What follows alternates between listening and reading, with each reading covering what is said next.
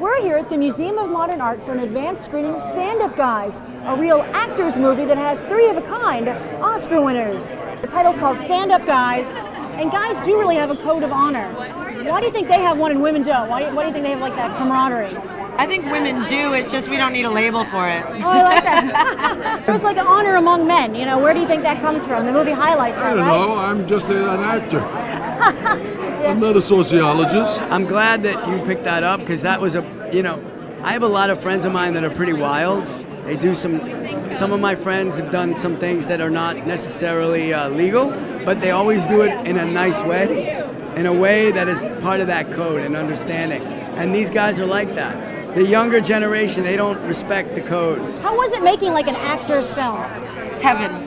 Yeah. Yeah, I mean, I worked for 3 days, but I worked with Al Pacino and Christopher Walken, two of the best actors that we'll ever see. And for me, I just sat back and watched. It's like if you play tennis with a great tennis player, you'll get better. It took me back to not the old times, I mean, just a couple of years ago. I mean, I only started about 12 years ago, but even then it was just all about the independent film and the work and doing the cool movies.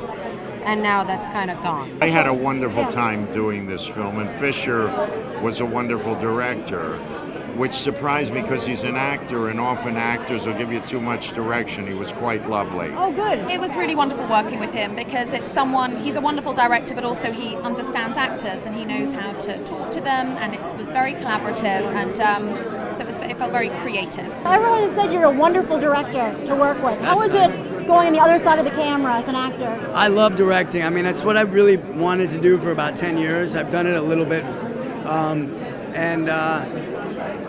I love acting and I love actors, but to actually paint the picture as opposed to being kind of a character in the picture is what I love at this point in my life. This is a movie about getting older. What do you think youth doesn't understand about getting older? What do you think they don't realize? Oh, God. A lot of things. A lot of things. First of all, young people will never understand that when they have kids, they're always going to be your kids, no matter how old they are. You always worry about it. Mm-hmm. That's number one. The other thing is that when they get to be 55 years old, when they fall down, they think that that's what they're going to feel like for the rest of their lives. They don't think, I'll be okay tomorrow. It's over. My last question for you is, Christopher Nolan recently said that everyone makes a big deal about older actresses not being able to get work, but it's just as hard for male actors as they get older. Do you think that's true?